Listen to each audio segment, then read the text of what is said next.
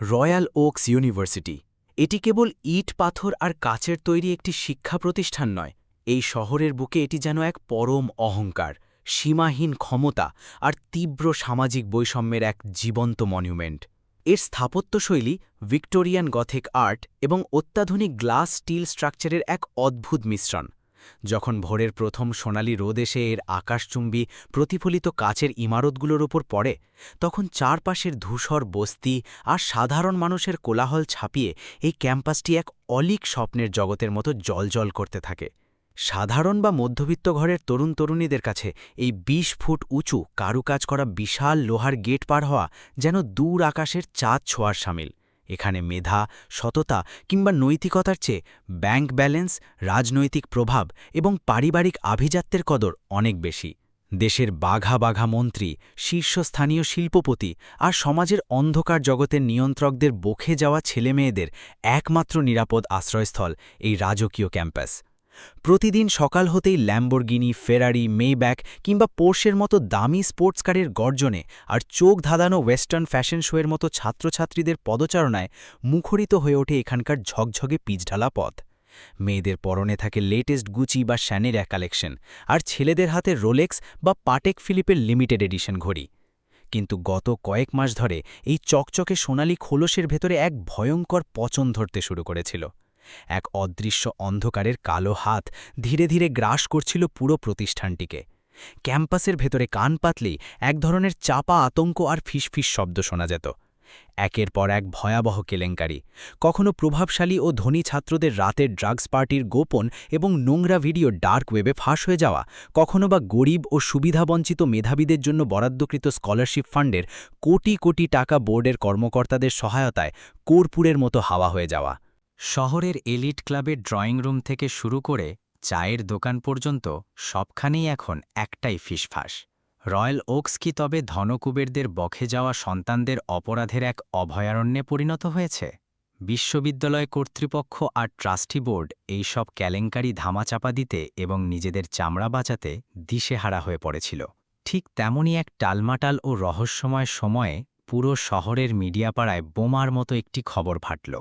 ভেতরের চরম আর্থিক সংকটের কারণে পুরো রয়্যাল ওকস ইউনিভার্সিটিটা গোপনে এক বেনামি ক্রেতার কাছে বিক্রি হয়ে গেছে। কিন্তু কে কিনল এত বড় এবং প্রভাবশালী এক প্রতিষ্ঠান? ক্রেতার পরিচয় এক নিরেট ধোঁয়াশায় ঢাকা ছিল। শুধু এটুকু কানাঘুষো শোনা গেল, দেশের অন্যতম শীর্ষ, দুর্ধর্ষ এবং প্রতাপশালী business empire Chowdhury group of ইন্ডাস্ট্রিজের সাথে এই $1 ট্রিলিয়ন চুক্তির গভীর যোগসাজশ আছে। নতুন মালিক নাকি অত্যন্ত ধুরন্ধর, রহস্যময় এবং তীক্ষ্ণ বুদ্ধির অধিকারী এক তরুণ, যে স্পটলাইটের চেয়ে ছায়ার আড়ালে থেকে নিজের চাল চলতে বেশি পছন্দ করে। এই রয়্যাল ওকসেরই অঘোষিত সম্রাজ্ঞী বা রানী হল আহেলি, দেশের সবচেয়ে বড় এবং প্রভাবশালী মিডিয়া মোগল শাহরিয়ার মাহমুদের একমাত্র আদরে কন্যা। রূপ, তীব্র আভিজাত্য আর আকাশচুম্বী অহংকারের এক মারাত্মক এবং বিষাক্ত মিশেল সে। ছোটবেলা থেকেই বিলাসবহুল জীবন আর চারপাশের মানুষের চাটুকারিতা দেখে বড় হওয়া আহেলির বদ্ধমূল ধারণা, টাকা আর ক্ষমতা দিয়ে দুনিয়ার মানুষের আবেগ, বিবেক থেকে শুরু করে সব কিছুই কেনা সম্ভব। সাধারণ বা মধ্যবিত্ত মানুষদের সে মানুষ বলেই গণ্য করে না। পুরো ক্যাম্পাসের ডিন থেকে শুরু করে পাহারাদার সবাই তার চোখের ইশারায় ওঠে আর বসে। এমনই এক গুমোট মেঘলা রাতে, যখন দূর আকাশে নীলচে বিদ্যুৎ চমকাচ্ছে এবং মুষলধারে বৃষ্টি নামার এক ভুতুরে প্রস্তুতি চলছে, তখন ক্যাম্পাসের পেছনের জং ধরা অন্ধকার লোহার গেটে এসে নিঃশব্দে থামল একটা সাধারণ মেন্টেনেন্স ফ্যান। নিয়ন আলোর টিমটিমে আলোয় বৃষ্টির ছাটের ভেতর দিয়ে গাড়ির দরজা খুলে সেখান থেকে নামল এক দীর্ঘদেহী, চওড়া কাঁধের যুবক। পরনে একটা বিবর্ণ সাদামাটা ডেনিম শার্ট আর জিন্স, হাতে একটা পুরনো কাঠের টুলবাক্স। তার চোখে মুখে অদ্ভুত এক শীতল স্থিরতা আর তীক্ষ্ণতা। রাতের অন্ধকারে মাথা উঁচু করে দাঁড়িয়ে থাকা বিশাল মূল প্রশাসনিক ভবনের দিকে তাকিয়ে সে নিজের কলারটা ঠিক করল, তারপর ঠোঁটের কোণে এক রহস্যময় তাচ্ছিল্যের হাসি ফুটিয়ে নিজের মনেই বিড়বিড় করে উঠল, দেখা যাক এই চকধাঁধানো কৃত্রিম আলোর নিচে ঠিক কতটা নিকষ অন্ধকার লুকিয়ে আছে। ছেলেটির নাম ফাহিম। কলেজের অফিসিয়াল নথিপত্রে সে একজন নতুন মেন্টেন্যান্স কর্মী বা সাধারণ ইলেকট্রিশিয়ান হিসাবে আজই যোগ দিয়েছে। কিন্তু এই ময়লা ডেনিম শার্ট, ধুলোবালি মাখা হাত আর সাধারণ টুলবক্সের আড়ালে লুকিয়েছিল এক বিশাল, অভাবনীয় এবং ভয়ঙ্কর সত্য। সেই হল আরিয়ান চৌধুরী, প্রতাপশালী আরিয়ান চৌধুরী গ্রুপ অফ ইন্ডাস্ট্রিজের একমাত্র উত্তরাধিকারী এবং তরুণ দুর্ধর্ষ কর্ণধার।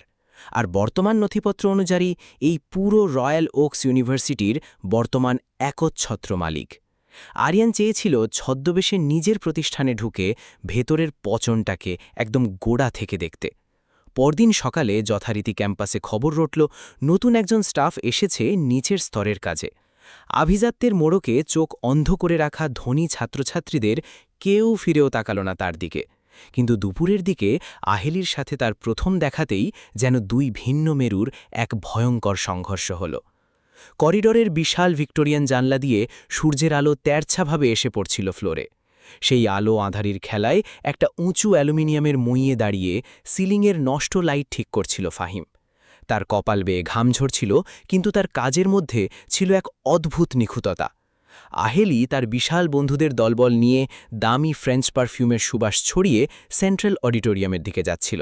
তার পরনে ছিল প্যারিস থেকে আনা লিমিটেড এডিশনের সিল্ক শার্ট আর ডিজাইনার স্কার্ট। আহেলির সবচেয়ে ঘনিষ্ঠ এবং বাচাল বন্ধু সায়মা হঠাৎ মইয়ের উপর দাঁড়িয়ে থাকা ফাহিমকে দেখে থমকে দাঁড়াল। সে হাঁ করে তাকিয়ে হো হো করে হেসে উঠল। উমা, আহেলি দেখ, আমাদের নতুন ইলেকট্রিশিয়ান তো দেখতে একেবারে হলিউড সিনেমার লিড হিরোদের মতো। কি শার্প জলাইন আর বডি ল্যাঙ্গুয়েজ দেখেছিস? আহেলি প্রচণ্ড বিরক্তি ও অহংকার নিয়ে এগিয়ে গেল। সে মইয়ের নিচে দাঁড়িয়ে ওপরের দিকে তাকিয়ে চেঁচিয়ে উঠল, এই যে মিস্টার হিরো, পথ ছাড়ো, আমাদের ইম্পর্টেন্ট ক্লাসের দেরি হয়ে যাচ্ছে, আর তুমি মাঝ রাস্তায় এইসব সস্তা জঞ্জাল আর তারের জটলা ফেলে রেখেছ। ফাহিম হাতের স্ক্রুড্রাইভারটা নামিয়ে অত্যন্ত ধীরস্থিরভাবে নিচের দিকে তাকাল। তার চোখে কোনো ভয় বা অপরাধবোধের চিহ্ন ছিল না। সে অত্যন্ত শান্ত, অবিচলিত এবং গম্ভীর গলায় জবাব দিল, ম্যাম, এদিকটায় হাই ভোল্টেজ লাইনের কাজ চলছে, তারগুলো লিক হয়ে আছে, যে কোনো সময় বড় ধরনের শর্ট সার্কিট বা বিপদ হতে পারে। আপনারা দয়া করে নিজেদের সুরক্ষার জন্য ডান দিকের অন্য বিকল্প রাস্তা দিয়ে যান। আহেলির মেজাজ এবার যেন ফুটন্ত তেলের মতো চড়ে গেল। সে তার গুচি ব্র্যান্ডের দামি রোদ চশমাটা নাকের ডগায় নামিয়ে তাচ্ছিল্যের চরম সুরে বলল, তুমি এখানে নতুন এসেছ বলে হয়তো এই ক্যাম্পাসের নিয়ম জানো না। এই রয়্যাল ওকসে আমাকে অর্থাৎ আহেলি মাহমুদকে কেউ পথ বদলাতে বলে না। আমি যেদিকে পা বাড়াই সেটাই রাস্তা হয়ে যায়। তুমি এক্ষুনি মই সরিয়ে আমাদের যাওয়ার পথ করে দেবে, এটা আমার অর্ডার। ফাহিম কোনো তাড়া বা হুড়হুড়ি না করে ধীরে সুস্থে মই থেকে নিচে নেমে এলো। তারপর সরাসরি আহেলির দাম্ভিক আর রাগী চোখের দিকে সোজাসুজি তাকিয়ে ঠান্ডা কিন্তু ধারালো গলায় বলল, ভুল রাস্তায় অহংকার নিয়ে হাঁটলে তো একসময় পথ বদলাতেই হবে ম্যাম, না হলে সামনে যে বড় হোঁচট অপেক্ষা করছে তা আপনার জন্য অনিবার্য হয়ে পড়বে। এক মুহূর্তের জন্য পুরো করিডোরে যেন পিনপতন নীরবতা নেমে এলো। পরক্ষণেই আহেলি অপমানে আর রাগে খ্যাক করে এক কুৎসিত হাসি হেসে উঠল। কি স্পর্ধা! একটা সামান্য 2 টাকার মেকানিক কারিগর আমাকে জীবনের জ্ঞান দিচ্ছে। তুমি জানো আমি চাইলে 1 মিনিটে তোমাকে এই শহর থেকে ভ্যানিশ করে দিতে পারি। ফাহিমের মুখের নির্বিকার ভাবলেশীন অভিব্যক্তি একটুও বদলাল না। আহেলি যাওয়ার সময় ফাহিমের কানের কাছে এগিয়ে এসে হিস করে সাপিনীর মতো বিষাক্ত গলায় বলে গেল, নিজের সস্তা সীমানার মধ্যে থাকতে শেখো কারিগর, নয়তো সীমানা কিভাবে চিরতরে মুছে দিতে হয় সেটা আমার খুব ভালো করেই জানা আছে। আহেলির সেই সরাসরি হুমকির পর ফাহিম কোনো প্রতিক্রিয়া দেখাল না, শুধু আলতো করে এক তাচ্ছিল্যের হাসি হাসল। সে নিজের হাতে টুল বক্সটা গোছাতে বিড়বিড় করে বলল, মানুষের সীমানা তো সময় আর পরিস্থিতি নির্ধারণ করে দেয় রাজকন্যা, কোনো অহংকারী মানুষের রাজপ্রাসাদ নয়। সেদিন মাঝরাত, ঘড়ির কাঁটায় তখন রাত 2টা। আকাশে মেঘের ঘনঘটা, দূরে কোথাও শুধু ঝিঝি পোকার একঘেয়ে ডাক আর সিকিউরিটি গার্ডদের অলস বুটের শব্দ। সবাই যখন গভীর ঘুমে আচ্ছন্ন, ফাহিম তখন তার ডেনিম শার্টের নিচে পড়া ট্যাকটিক্যাল ভেস্টের ওপর ব্ল্যাক উইন্ডব্রেকার চাপিয়ে অন্ধকার স্টোররুম থেকে বের হয়ে একা একটা পাওয়ারফুল মিলিটারি গ্রেড ফ্ল্যাশলাইট হাতে নিঃশব্দে ঘুরছে। সে খুব সতর্কতার সাথে খুঁটিয়ে দেখছে প্রতিটি সিসিটিভি ক্যামেরার ব্লাইন্ড স্পটগুলো কোথায়। তার হাতের ছোট্ট একটা ডিভাইস দিয়ে সে ইতিমধ্যেই ক্যাম্পাসের মেইন সার্ভার হ্যাক করে সিকিউরিটি ফিড নিজের ল্যাপটপে ডাইভার্ট করে দিয়েছে। হঠাৎ করেই সেন্ট্রাল বেসমেন্টের অব্যবহৃত ডার্ক স্টোররুমের দিক থেকে চাপা গলায় তর্কবিতর্ক আর হাসির আওয়াজ তার কানে ভেসে এলো। ফাহিম তৎক্ষণাৎ তার হাতের ফ্ল্যাশলাইট বন্ধ করে দিল। সে অন্ধকারকে নিজের ঢাল বানিয়ে নিঃশব্দে একদম শিকারী চিতার মতো পা ফেলে বেসমেন্টে সিঁড়ি দিয়ে নিচে নেমে এগিয়ে গেল আধখোলা লোহার দরজার ফাঁক দিয়ে। ভেতরে যা দেখল তাতে অন্ধকারের মধ্যেও তার চোয়াল শক্ত হয়ে গেল চরম রাগে। ঘরের ভেতরে ছাদের একটা পুরনো হলদেটে বাল্ব জ্বলছে, যা এক ভয়ঙ্কর সিনেমাটিক শ্যাডো তৈরি করেছে চারপাশের দেওয়ালে। সেই আলোতে সে দেখল কলেজের প্রভাবশালী কয়েকজন ধনী ছাত্র টেবিলের ওপর থরে থরে বিদেশি কারেন্সি আর ড্রাগসের বান্ডেল রেখে একটা অবৈধ মাদক পাচার আর গরিব ছাত্রদের স্কলারশিপ ফান্ডের ডিলের টাকা ভাগাভাগি করছে। তাদের ঠিক পাশেই চেয়ারে বসে আছে কলেজেরই প্রধান হিসেবরক্ষক বা চিফ অ্যাকাউন্ট্যান্ট। আর এই পুরো নোংরা সিন্ডিকেটের লিডার হিসেবে মাঝখানে দাঁড়িয়ে মদ খাচ্ছে খোদ বিশ্ববিদ্যালয়ের ডিনের বখাটে অহংকারী ভাইপো ভিক্টর। ফাহিম বিন্দুমাত্র সময় নষ্ট না করে দরজার পাশের দেয়ালের আড়ালে সম্পূর্ণ লুকিয়ে গেল। সে নিজের পকেট থেকে একটা কাস্টমাইজড হাই এন্ড ফোন বের করে নাইট ভিশন মোডে পুরো ঘটনার অত্যন্ত নিখুঁত হাই রেজলিউশন ভিডিও করতে শুরু করল। ঠিক তখনই পেছন থেকে হঠাৎ কেউ একজন শক্ত করে তার কাঁধ খামচে ধরল। ফাহিম বিদ্যুতের বেগে ঘুরে দাঁড়িয়ে লোকটার হাতটা মুচড়ে ভেঙে দেওয়ার জন্য প্রস্তুত হল, কিন্তু অন্ধকারে জলজল করতে থাকা পরিচিত একজোড়া ভয়ার্ত ও সুন্দর চোখ দেখে সে মাঝপথেই নিজের হাত থামিয়ে দিল। আহেলি, তুমি এত রাতে এই অন্ধকার বেসমেন্টে কি নোংরামি করছ? আহেলি ফিসফিস করে জানতে চাইল। সে আসলে তার হারিয়ে যাওয়া একটা লিমিটেড এডিশন হীরের ব্রেসলেট খুঁজছিল। আর ঠিক সেই দুর্ভাগ্যজনক মুহূর্তেই আহেলির উত্তেজিত গলার ফিসফিসানি ভিক্টরের এক পাহারাদার সাগরাদের কানে পৌঁছল। কে ওখানে? কে কথা বলছে অন্ধকারে? ভারী বুট জুতোর শব্দ দ্রুত এগিয়ে আসতে লাগল। আহেলি এবার ভেতরের দৃশ্য আর পরিস্থিতি বুঝতে পেরে ভয়ে একদম কাঠ হয়ে গেল। তার সমস্ত অহংকার এক সেকেন্ডে উবে গেল এবং সে অবচেতনভাবেই বাঁচার জন্য ফাহিমের শক্ত বুকের আরও কাছে সরে এল। আহেলি আতঙ্কে কাঁপতে কাঁপতে একদম নিচু গলায় ফিসফিস করে বলল, ওরা এখানে কি করছে ফাহিম? টেবিলের ওপর ওগুলো কি ড্রাগস? আর এত টাকা কেন? ফাহিম আহেলির ঠোঁটের ওপর নিজের একটা আঙুল রেখে তাকে হাতের ইশারায় একদম চুপ করতে বলল। তার নিজের কণ্ঠস্বর পাথরের মতো শান্ত ও শীতল। ম্যাম, এখন এসব প্রশ্ন করার বা উত্তর দেওয়ার মতো পরিস্থিতি এটা নয়। আমাদের যে কোনো মূল্যে নিজেদের বাঁচিয়ে এখান থেকে নিরাপদে বেরোতে হবে। কিন্তু বড্ড দেরি হয়ে গেছে ততক্ষণে। ভিক্টর আর তার তিনজন বিশালদেহী অস্ত্রধারী সাগরাজ চারদিক থেকে করিডোরের পথ আটকে ওদের ঘিরে ফেলল।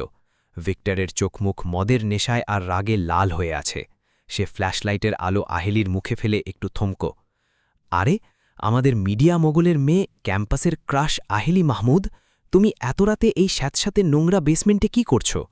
তারপর আহেলির পাশে দাঁড়িয়ে থাকা ফাহিমের দিকে তাকিয়ে ভিক্টরের ঠোঁটে এক কুৎসিত ক্রূর হাসি ফুটে উঠল। ওহো, বুঝতে পেরেছি। আমাদের কলেজের নতুন ইলেকট্রিশিয়ান ফাহিম সাহেব এখন রাতে গোয়েন্দাগিরি আর রোম্যান্স দুটো একসাথে করছে দেখছি। ভিক্টর ক্ষিপ্র গতিতে এগিয়ে এসে ফাহিমের ডেনিম শার্টের কলারটা শক্ত করে চেপে ধরে দেয়ালের সাথে ঠেসে ধরল।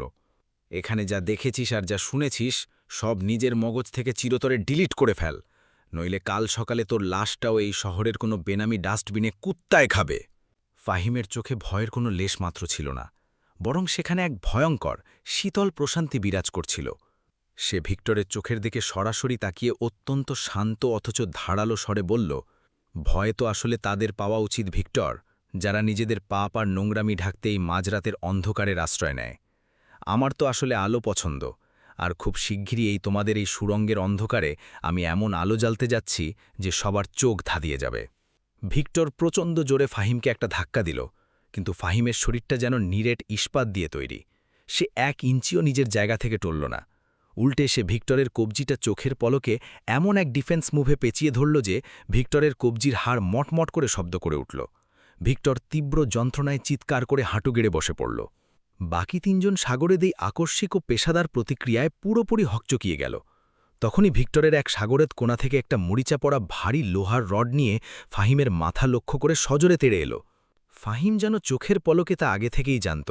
সে চোখের পলকে নিচে বসে পড়ল আর বিদ্যুৎ বেগে একটা রিভার্স সোয়াইপ ল্যাংমেরের রডধারী লোকটাকে শূন্যে ভাসিয়ে পিঠের ওপর আছড়ে ফেলল কনক্রিটের শক্ত মেঝেতে। লোকটা বিকট শব্দ করে মুখ দিয়ে রক্ত তুলে যন্ত্রণায় কোকিয়ে উঠল। পুরো স্যাঁতস্যাঁতে অন্ধকার বেসমেন্টে এক ভয়ঙ্কর উত্তেজনার হিংস্র আতঙ্ক ছড়িয়ে পড়ল। সিলিংয়ের একমাত্র পুরনো টিউবলাইটটা ভোল্টেজের ওঠানামায় ড্রামাটিক্যালি মিটমিট করে জ্বলছে আর নিপছে। আহেলি ভয়ে কাঁপতে কাঁপতে একটা বড় কনক্রিটের পিলারের সাথে নিজেকে সেটিয়ে রেখেছে। ভিক্টর নিজের ভাঙা কবজি চেপে ধরে রাগে ফুসফুসতে তার অন্য 2 সাগরেদের দিকে চিৎকার করে উঠল। কি দেখছিস শুয়োরের দল? ওর ওপর একসাথে ঝাঁপিয়ে পড়, ওর পকেটের ফোনটা ছিনিয়ে নে জলদি। বাকি 2 জন পকেট থেকে মেটাল চেন আর লাঠি বের করে উন্মত্তের মতো ফাহিমের দিকে ছুটে এলো। ফাহিম মুহূর্তের মধ্যে নিজের ফোনটা পকেট থেকে বের করে পিলারের আড়ালে থাকা আহেলির দিকে নিখুঁত নিশানায় ছড়ে দিল। ক্যাচ, এটা আপনার কাছে সাবধানে লুকিয়ে রাখুন আহেলি। আর যাই হয়ে যাক না কেন, আমার জান চলে গেলেও এই ফোনটা যেন কোনোভাবেই ওদের হাত ছাড়া না হয়। আহেলি কাঁপা কাঁপা হাতে ফোনটা বাতাসে লুফে নিয়ে নিজের বুকের সাথে শক্ত করে জড়িয়ে ধরল। ওদিকে লড়াই তখন চরম রক্তাক্ত রূপ ধারণ করেছে। ফাহিমের প্রতিটি মুভমেন্ট, প্রতিটি পাঞ্চ আর কিক এত নিখুঁত এবং সলিড ছিল যা দেখে মনে হচ্ছিল সে কোনো ইন্টারন্যাশনাল ব্ল্যাক বেল্ট চ্যাম্পিয়ন বা স্পেশাল ফোর্সের কমান্ডো। সে 2 জনকে সজোরে পাঞ্চ মেরে ধরাশায়ী করে যখন তৃতীয় জনকে লক করছিল, ঠিক তখনই পেছনের অন্ধকার থেকে ভিক্টর উঠে এসে একটা কাঠের ভারী এবং ধারালো টুকরো দিয়ে ফাহিমের মাথার পেছনে সজোরে আঘাত করল। চামড়া কেটে ফিনকি দিয়ে তাজা রক্ত ছুটে এলো ফাহিমের কপাল আর গাল বেয়ে। ফাহিম! আহেলি প্রথমবারের মতো নিজের অজান্তেই নিজের সমস্ত সামাজিক অবস্থান ভুলে চরম আতঙ্কে ও ব্যথায় সেই ছেলেটার নাম ধরে চিৎকার করে আর্তনাদ করে উঠল। মাথায় অমন ভয়ঙ্কর আঘাত পাওয়া সত্ত্বেও ফাহিম মাটিতে পড়ে গেল না। সে এক ভয়ঙ্কর আক্রোশে ও খুনে চোখে ঘুরে দাঁড়াল। সে এক চিতা দাগের মতো লাফে এগিয়ে গিয়ে ভিক্টরের কলার ধরে তাকে শূন্যে তুলে সোজা ইটের দেয়ালে সজোরে আছড়ে ফেলে। ভিক্টরের পাঁজর ভাঙার শব্দ হল। ফাহিম তার গলার নলি চেপে ধরে চোখের দিকে তাকিয়ে হিসিস করে বলল, এই কলেজ হাজারো শিক্ষার্থীর ভবিষ্যৎ গড়ার জায়গা, তোমাদের মতো নোংরা পশুর ব্যবসা বা নোংরামির জায়গা নয়। এর মাসল তোমাদের নিজেদের জীবন দিয়ে যেতে হবে। ভিক্টর প্রথমবারের মতো তারই তথাকথিত সাধারণ কর্মীর চোখের মনিতে নিজের নিশ্চিত মৃত্যু ভয় দেখল। ঠিক তখনই পুরো ক্যাম্পাসের দূর প্রান্ত থেকে সিকিউরিটি সাইরেন আর হুইসেলের শব্দ বেজে উঠল। ভিক্টর পরিস্থিতি বেগতিক দেখে ফাহিমের হাত থেকে নিজেকে কোনো মতে ছাড়িয়ে নিয়ে তার আহত দলবলকে টেনে হিচড়ে অন্ধকারের পেছনের সিক্রেট গেট দিয়ে চম্পট দিল। এখন সেই ভাঙাচোড়া স্যাঁতস্যাঁতে বেসমেন্টে শুধু ফাহিম আর আহেলি। ফাহিমের কপাল বেয়ে ফোটায় ফোটায় তাজা রক্ত ঝরছে কংক্রিটের মেঝেতে। আহেলি ধীর পায়ে কাঁপতে কাঁপতে এগিয়ে এলো, তার চোখ ভেজা। সে অত্যন্ত করুণ আর কাঁপা গলায় বলল, তুমি ঠিক আছো তো ফাহিম? আমার জন্য তোমার মাথা থেকে এত রক্ত বেরোচ্ছে। I am so sorry. Fahim তার কপালের উষ্ণ রক্তটা নিজের ডান হাতের উল্টো পিঠ দিয়ে এক ঝটকায় মুছে ফেলে আহেলির দিকে তাকিয়ে সে চিরচেনা আলতো হাসিটা হাসল। এত সহজে আমার কিছু হয় না ম্যাম। এই সামান্য রক্তপাত তো কেবল একটা মরীচিকা। আপনি অক্ষত আছেন তো? আহেলি প্রথমবারের মতো এই ছেলেটার চোখের দিকে খুব গভীর ও নিবিড়ভাবে তাকাল। এই ভয়ঙ্কর মারামারি আর রক্তপাতের পরেও সেখানে কোনো ভয়, ক্লান্তি বা সাধারণ মানুষের মতো দীনতা নেই। আছে শুধু এক অদ্ভুত, সম্মোহনী এবং রাজকীয় আত্মবিশ্বাস। সে রাতে নিজের বিলাসবহুল সেন্ট্রাল এসি চালিত 5 স্টার সমতুল্য হোস্টেল রুমে ফিরেও আহেলি 2 চোখের পাতা এক করতে পারল না। মখমলের নরম বিছানায় শুয়ে ছটফট করছে সে। তার মাথায় শুধু একটাই প্রশ্ন ঘুরপাক খাচ্ছে। একটা সাধারণ 3rd ক্লাস ইলেকট্রিশিয়ান যে কিনা দিনের বেলায় মানুষের তাচ্ছিল্য সহ্য করে লাইট ঠিক করে, সে রাতের বেলায় এমন দুর্ধর্ষ পেশাদার ফাইটার হয় কি করে? তার কথা বলার উচ্চমানের ধরন, চরম বিপদেও মাথা বরফের মতো ঠান্ডা রাখার ক্ষমতা, অসীম সাহস, সবকিছুই তো কোনো বড় মাপের মানুষের মতো। কে এই রহস্যময় ফাহিম? অন্যদিকে ক্যাম্পাসের একদম শেষ মাথায় অবস্থিত পুরনো পরিত্যক্ত স্টোর রুমে একটা ভাঙা চেয়ারে বসে ফার্স্ট এড বক্স থেকে নিজের মাথার ক্ষত পরিষ্কার করে ব্যান্ডেজ করছিল ফাহিম। তার সামনে রাখা অত্যাধুনিক মিলিটারি গ্রেড মাল্টিস্ক্রিন সেটআপ। একটা স্ক্রিনে স্ক্রোল করছে হাজার হাজার এনক্রিপ্টেড কোড, অন্যটায় জলজল করছে পুরো রয়্যাল ওকস কলেজের সমস্ত হ্যাক করা সিসিটিভি ফুটেজ, ডার্ক ওয়েবের কিছু চ্যাট লিস্টিং আর কিছু গোপন ফাইল। মূল ফাইলটার নাম ছিল রয়্যাল ওকস ব্ল্যাক বুক। ফাহিম একটা ফোল্ডার ক্লিক করে একটা ছবি বড় করল। সেখানে কলেজের বর্তমান দুর্নীতিগ্রস্ত ডিন, ভিক্টর, চিফ অ্যাকাউন্টেন্ট আর শহরের কয়েকজন নামকরা আন্ডারওয়ার্ল্ডের প্রভাবশালী মাফিয়া ডন একসাথে দাঁড়িয়ে মুখে হাসি দামি শ্যাম্পেনের গ্লাস চিয়ার্স করছে। ফাহিমের চোখ দুটো রাগে আর ঘৃণায় আরও শক্ত আর ছোট হলো। সে স্ক্রিনের দিকে তাকিয়ে বলল, তোমরা এই শিক্ষার পবিত্র মন্দিরকে নিজেদের নোংরা ব্যবসা, ব্ল্যাকমেল আর মাদক পাচারের ভাগার বানিয়েছ। অনেক খেলেছ তোমরা। এবার তোমাদের এই আসল বিভৎস চেহারা আমি গোটা দেশের সামনে টেনে আনব। পরদিন সকালে পুরো ক্যাম্পাসের ক্লাসরুম থেকে শুরু করে করিডর পর্যন্ত কাল রাতের বেসমেন্টের মারামারির ঘটনাটা দাবানলের মতো ছড়িয়ে পড়ল। কিন্তু ধুরন্ধর ও কুখ্যাত ভিক্টর নিজের প্রভাব খাটিয়ে উল্টে পুরো ক্যাম্পাসে রটিয়ে দিল যে ওই নতুন ইলেকট্রিশিয়ান ফাহিম নাকি রাতে মদের নেশায় চুর হয়ে আমাদের কয়েকজন সাধারণ ছাত্রের ওপর অকারণে রড নিয়ে হামলা করেছে। কিন্তু ঠিক তখনই সেন্ট্রাল ক্যাফেটেরিয়ার মাঝখানে সবার সামনে আহেলি তার বন্ধুদের টেবিল চাপড়ে তীব্র আওয়াজে রুখে দাঁড়াল। সে ভিক্টরের দিকে তাকিয়ে চেঁচিয়ে বলল, ভিক্টর ডাহা মিথ্যে কথা বলছে। কাল রাতে আমি নিজেই বেসমেন্টে উপস্থিত ছিলাম। দোষ ভিক্টর আর ওর গুন্ডাদের ছিল। ওরা ড্রাগস ডিল করছিল। আর ফাহিম কোনো অন্যায় করেনি। সে শুধু আমাকে আর নিজেকে ওদের হাত থেকে বাঁচিয়েছে। পুরো ক্যাম্পাসে যেন একটা জীবন্ত পরমাণু বোমা পড়ল। সবাই স্তব্ধ। আহেলি মাহমুদ, সেই কিনা নিজের স্ট্যাটাস ভুলে একটা সাধারণ নিম্নপদস্থ দিনমজুর কর্মীর পক্ষ নিয়ে খোদ ডিনের প্রভাবশালী ভাইপোর বিরুদ্ধে সবার সামনে গলা ফাটাচ্ছে। দূর থেকেই দৃশ্য দেখে অপমানে দাঁত কিরমির করতে লাগল ভিক্টর। রয়্যাল ওকস ইউনিভার্সিটিতে এখন সবার মুখে একটাই হট টপিক, কে এই নতুন কর্মী ফাহিম।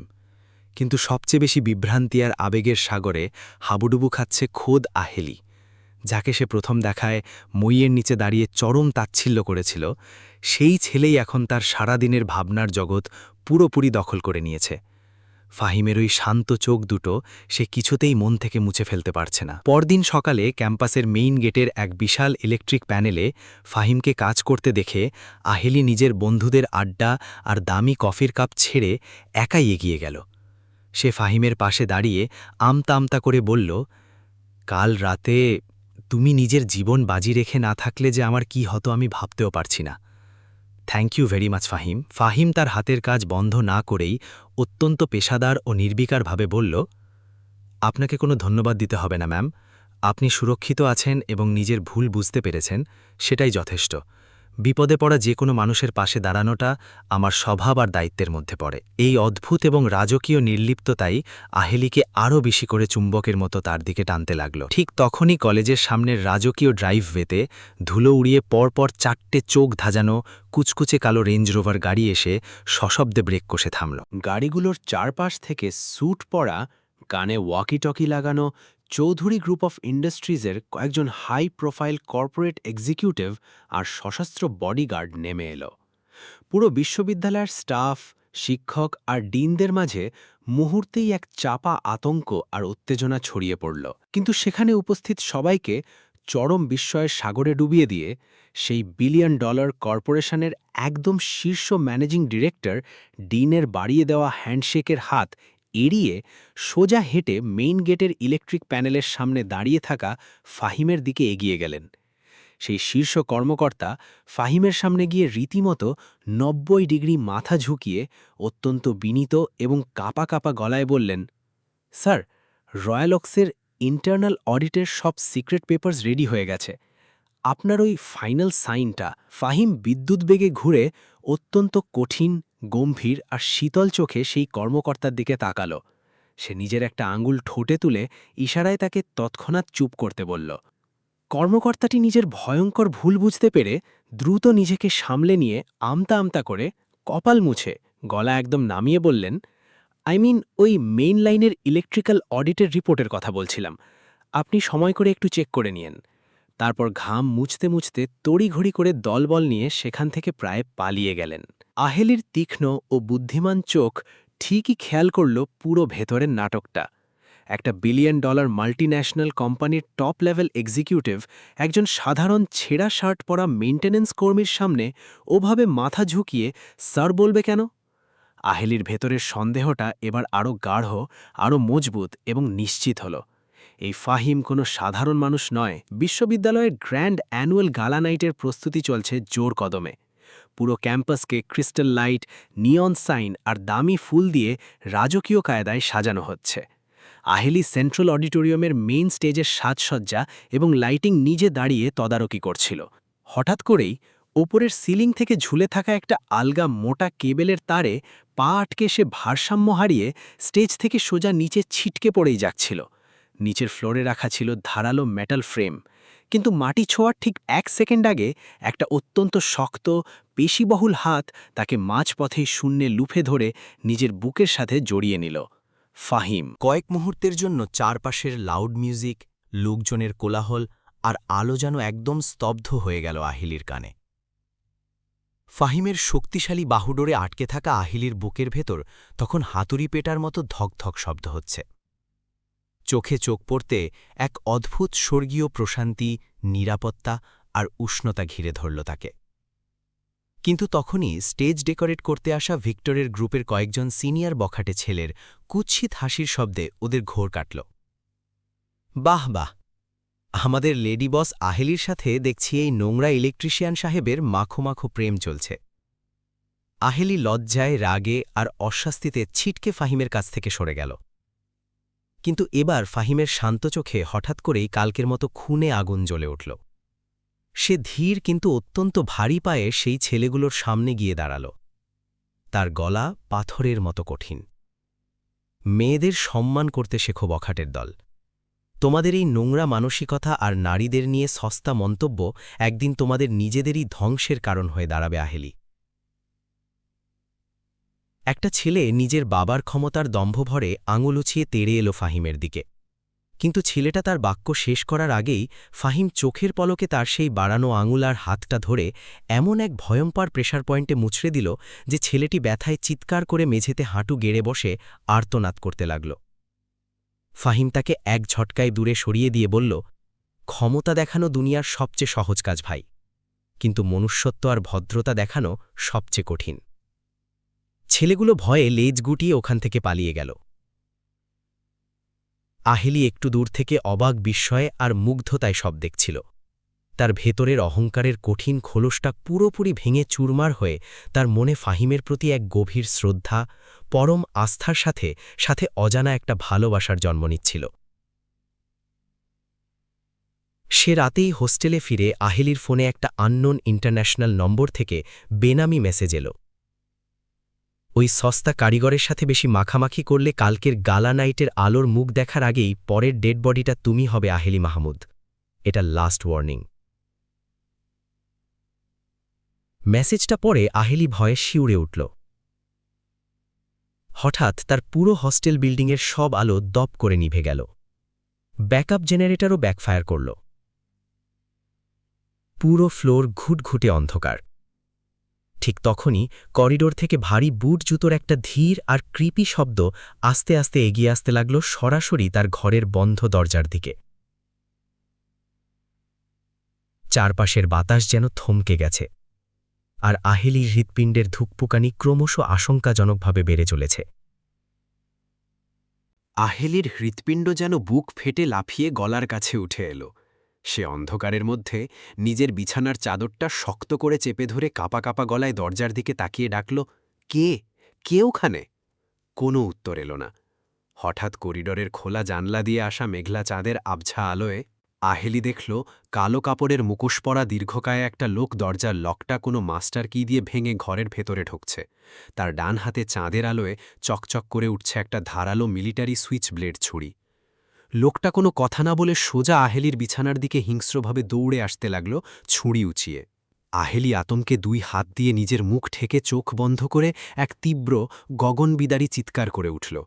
ঠিক তখনই ঘরের কাঁচের বারান্দার দরজাটা ভেঙে অন্ধকার চিরে একটা ছায়া বিদ্যুৎ বেগে ঘরের ভেতর ছুটে এলো এবং মুখোশ পরা লোকটার বুকে এক উড়ন্ত বিধ্বংসী ফ্লাইং কিক মারল। লোকটা ছিটকে গিয়ে ঘরের কাঁচের সেন্টার টেবিল ভেঙে ছিটকে মেঝেতে পড়ল।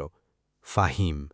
সে তার সিক্স সেন্স আর হ্যাক করা সিসিটিভি অ্যালার্মের মাধ্যমে জানতে পেরেছিল আহেলির বিপদ। তার চোখ মুখ এবার আর শান্ত নেই, সেখানে নরকের খুনি রাগ জ্বলছে। লোকটা কোনোমতে উঠে দাঁড়িয়ে আবার জানলা দিয়ে পালানোর চেষ্টা করতেই ফাহিম এক ক্ষুধার্ত চিতার মতো তাকে তাড়া করে হোস্টেলের পেছনের অন্ধকার লন ও বাগানে গিয়ে ধরে ফেলল। সে এক হাত দিয়ে তার কলার চেপে ধরে সজোরে একটা বিশাল মেহগানি গাছের গুঁড়িতে ঠেসে ধরল। বল, বল, কে পাঠিয়েছে তোকে? লোকটা মরিয়া হয়ে তার হাতের লুকোনো ছুরি দিয়ে পাল্টা ফাহিমের পেটে কোপ বসাতে গেল, কিন্তু ফাহিম তার কবজিটা এমন অমানবিকভাবে উল্টো দিকে বাঁকিয়ে দিল যে হাড় ভাঙার শব্দসহ ছুরিটা খসে মাটিতে পড়ে গেল। ফাহিম এক হ্যাচকায় তার মুখের কালো মুখোশটা টেনে খুলতেই চাঁদের আলোয় লোকটার চেহারা স্পষ্ট হল। সে আর কেউ নয়, ভিক্টরের সবচেয়ে বিশ্বস্ত ডানহাত আর ক্যাম্পাসের ভাড়াটে গুন্ডা, যাকে সবাই জ্যাকেল বলে চেনে। ততক্ষণে আহেলির তীব্র চিৎকারে হোস্টেলের সিকিউরিটি গার্ড, লেডি ওয়ার্ডেন আর আশেপাশের রুমের স্টুডেন্টরা টর্চ লাইট হাতে বাগানে জড়ো হয়ে গেছে। গোলমালের খবর পেয়ে ভিক্টরও সেখানে তড়িঘড়ি করে হাজির হল এবং নিজের লোক ধরা পড়েছে দেখে পরিস্থিতি সামাল দিতে এক নতুন নোংরা নাটক শুরু করল। এসব কি হচ্ছে এখানে? ডিন সাহেব, এই লম্পট ইলেকট্রিশিয়ানটার ওপর আমার প্রথম দিন থেকেই সন্দেহ ছিল। ও নিশ্চয়ই মাঝরাতে কোনো কুমতলবে আমাদের আহেলির ঘরে ঢুকেছিল, আর এখন বাঁচার জন্য আমার এই নিরীহ স্টাফ জ্যাকেলকে মারধর করে ফাঁসানোর চেষ্টা করছে। কিন্তু আহেলি এবার আর আগের মতো দুর্বল বা চুপ করে দাঁড়িয়ে থাকার মেয়ে নয়। সে ভিড় ঠেলে সবার সামনে এসে ভিক্টরের চোখে চোখ রেখে তীব্র চিৎকার করে উঠল, শাট আপ ভিক্টর, তুমি একটা ১ নম্বরের মিথ্যেবাদী লম্পট। ফাহিম আজ নিজের জীবন বাজি রেখে না থাকলে এই মুখোদাসী লোকটা আমাকে আমার ঘরে মেরেই ফেলত। আর এই লোকটা যে তোমার পার্সোনাল চামচা আর গুন্ডা, সেটাই ক্যাম্পাসের একটা বাচ্চাও জানে। সেখানে উপস্থিত ডিন সহ সবাই হতবাক। আহেলি, যে মেয়ে কোনোদিন কোনো সাধারণ মানুষের দিকে ফিরেও তাকায় না, সে আজ একজন সামান্য 3rd ক্লাস মেন্টেন্যান্স কর্মীর হয়ে খোদ ডিনের প্রভাবশালী ভাইপোর বিরুদ্ধে সবার সামনে বুক চিতিয়ে লড়ছে। ভিক্টর অপমানে রাগে আর ভয়ে ফুসফুসে দলবল নিয়ে সেখান থেকে চলে গেল। সেই রাতেই যখন আহেলি তার হোস্টেলের লণ্ডভণ্ড ঘরের এক কোণে বসে আতঙ্কে কাঁপছিল, তখন ঘরের খোলা দরজায় আলতো করে টোকা পড়ল। মুখ তুলে তাকাইতেই সে দেখল দরজায় ফাহিম দাঁড়িয়ে আছে। তার হাতের নাকলসগুলো কেটে রক্ত বেরোচ্ছে, কিন্তু অন্য হাতে সে একটা ফার্স্ট এইড বক্স নিয়ে এসছে। আপনি ঠিক আছেন তো আহেলি ম্যাম? কোথাও কেটে যায়নি তো, বা চোট লাগেনি তো? ফাহিমের সেই অতি চেনা শান্ত ও গভীর গলা শুনে আহেলির ভেতরে জমানো সমস্ত আতঙ্ক, আবেগ আর বাঁধ ভাঙল। সে নিজের সব সামাজিক আভিজাত্যের অহংকার বিসর্জন দিয়ে ছুটে গিয়ে ফাহিমের হাত দুটো শক্ত করে জড়িয়ে ধরে কাঁদতে কাঁদতে বলল, তুমি না থাকলে আজ সত্যি আমি মরে যেতাম ফাহিম। কেন তুমি বারবার নিজের জীবন বিপন্ন করে আমাকে বাঁচাচ্ছ? আমি তো তোমাকে কত অপমান করেছি। ফাহিম অত্যন্ত সাবলীলভাবে আহেলির চোখের জল নিজের আঙুল দিয়ে মুছে দিল, কিন্তু তার কণ্ঠস্বর ছিল দৃঢ়। আপনাকে একটা কথা বলেছিলাম না ম্যাম, যতদিন আমি এই ক্যাম্পাসে আপনার আশেপাশে আছি, পুরো পৃথিবীর কারোর সাধ্য নেই আপনার গায়ে একটা আঁচড় কাটে। আপনি নিশ্চিন্তে ঘুমান। এই একটা কথা আহেলির বুকের খুব গভীরে গিয়ে তীরের মতো বিঁধল। সে ফাহিমের হাতটা আরও শক্ত করে নিজের 2 হাতে চেপে ধরে ভেজা চোখে তার দিকে তাকিয়ে বলল, তুমি আসলে কে ফাহিম? সত্যি করে বলো। তুমি তো কোনো সাধারণ ইলেকট্রিশিয়ান বা কর্মী নও। এত বড় একটা মাল্টিন্যাশনাল $1 বিলিয়ন কোম্পানির টপ এক্সিকিউটিভ তোমাকে স্যার বলে মাথা নোয়ায়। তুমি এত ভয়ঙ্কর সুন্দর ও পেশাদার ফাইট করো। তোমার চোখের এই রাজকীয় ভাষা, সত্যি করে বলো, কার আড়ালে লুকিয়ে আছো তুমি?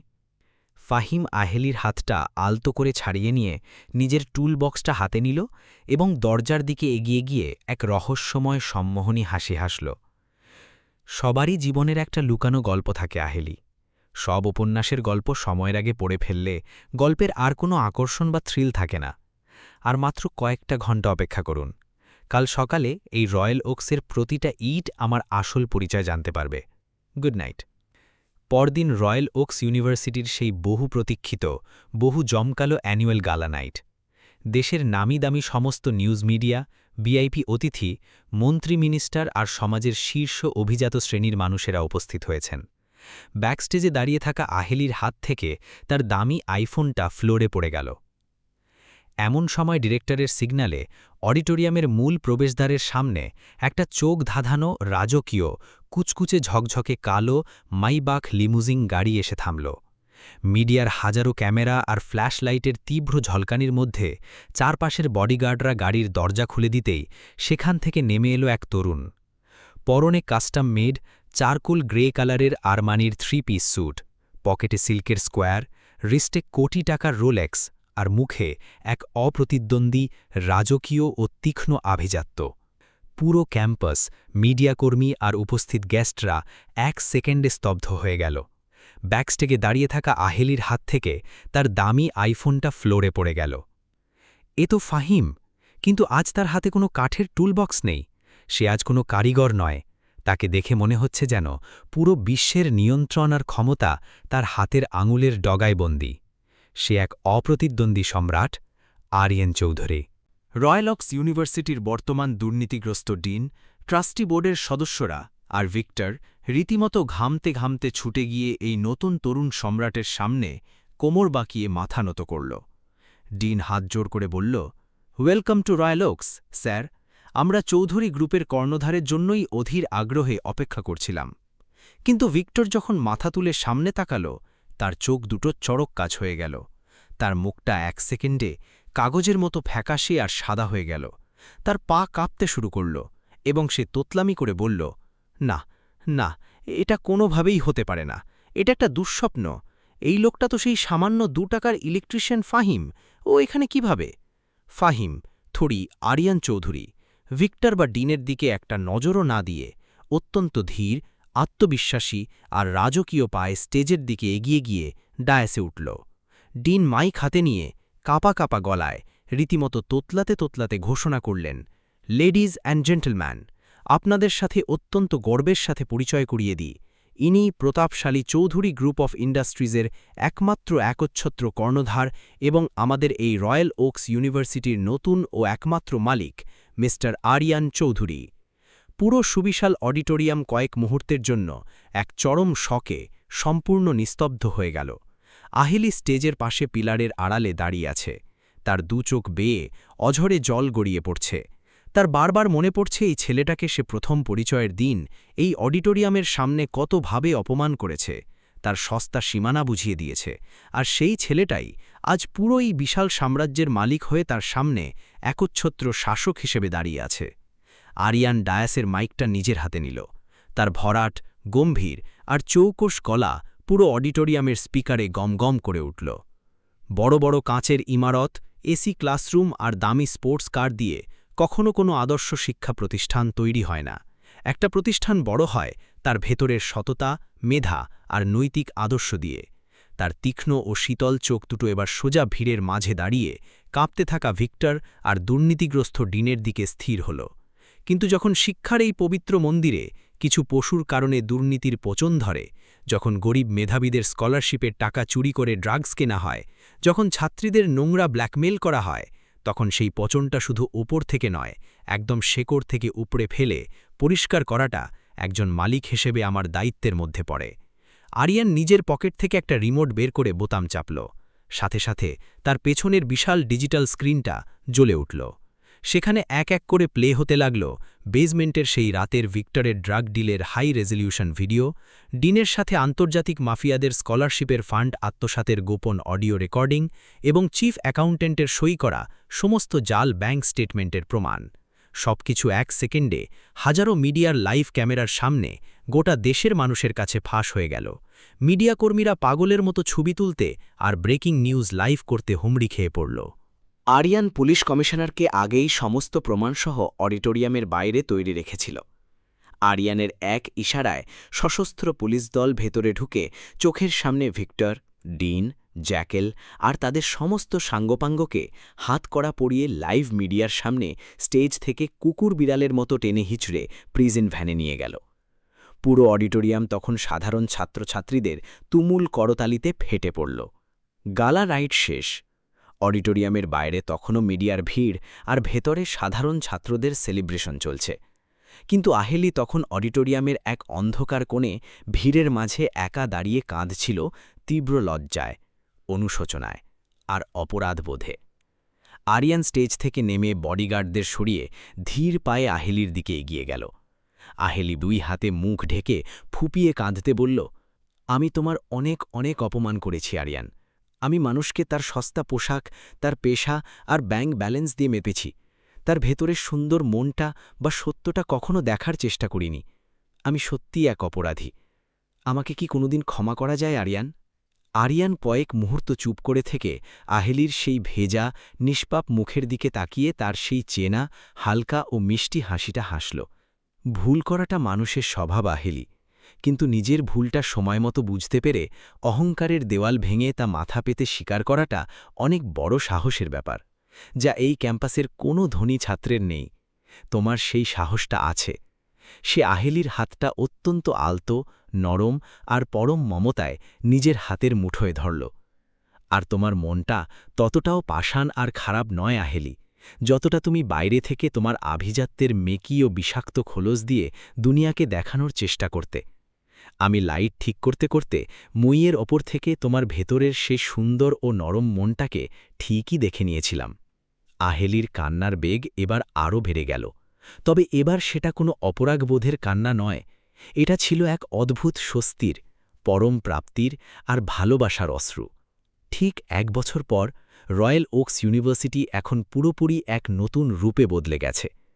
আরিয়ান চৌধুরীর পার্সোনাল তত্ত্বাবধানে এখন ব্যাকগ্রাউন্ড না দেখে সম্পূর্ণ মেধার ভিত্তিতে গরিব ছাত্রদের জন্য ফ্রি ইন্টারন্যাশনাল স্কলারশিপ ফান্ড চালু হয়েছে। ক্যাম্পাসের সমস্ত দুর্নীতি, নোংরা রাজনীতি আর মাদকের ছায়া চিরতরে দূর হয়েছে। এক স্নিগ্ধ পড়ন্ত বিকেলে যখন পশ্চিম আকাশ জুড়ে গোধূলির লালচে সোনালি রঙের মেলা বসেছে, রয়্যাল ওকসের সবুজ মখমল লনে ডার্ক গ্রে কালারের 3 পিস স্যুট পরে হাতঘড়ির দিকে তাকিয়ে দাঁড়িয়েছিল আরিয়ান। তার ঠিক সামনেই একটা লাল রঙের ঐতিহ্যবাহী জামদানি শাড়িতে লাজুক, মিষ্টি ও অপরূপ হাসি মুখে এসে দাঁড়াল আহেলি। ঠিক তখনই আকাশ ভেঙে ঝিরিঝিরি করে এক রোম্যান্টিক হালকা বৃষ্টি পড়তে শুরু করল। ব্যাকগ্রাউন্ডে শহরের নিয়ন আলো আর গাড়ির হেডলাইট মিলে এক অদ্ভুত মায়াবী পরিবেশ তৈরি করেছে। আরিয়ান আহেলির কাজল কালো চোখের দিকে তাকিয়ে ধীরে ধীরে লনের ঘাসের ওপর এক হাঁটু গেড়ে বসল। নিজের স্যুটের পকেট থেকে একটা চোখ ধাঁধানো হীরের রিং বের করে স্মিত হেসে বলল, মিস আহেলি মাহমুদ, আপনার ভেতরের সেই অহংকার তো 1 বছর আগেই ভেঙেছে। এবার কি এই সামান্য ইলেকট্রিশিয়ানের সারা জীবনের হার্ট আর লাইফের মেনটেন্যান্সের দায়িত্ব নিতে আপনি রাজি আছেন? আহেলি বৃষ্টির জলের মধ্যেই হাসতে হাসতে কেঁদে ফেলল পরম আনন্দে।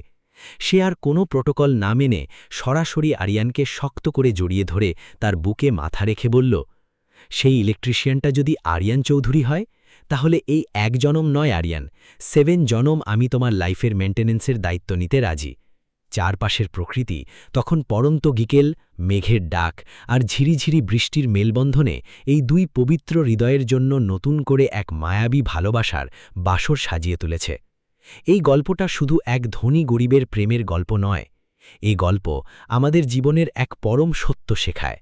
কখনোই কোনো মানুষকে তার পোশাক, বাহ্যিক রূপ কিংবা সাধারণ কাজ দিয়ে বিচার করতে নেই, কারণ একটা সাধারণ, বিবর্ণ আর সস্তা খোলসের ভেতরেই হয়তো লুকিয়ে থাকতে পারে এক অসাধারণ, বিশাল হৃদয়ের কোনো রাজপুত্র কিংবা এক অনন্য মানবিক সত্তা।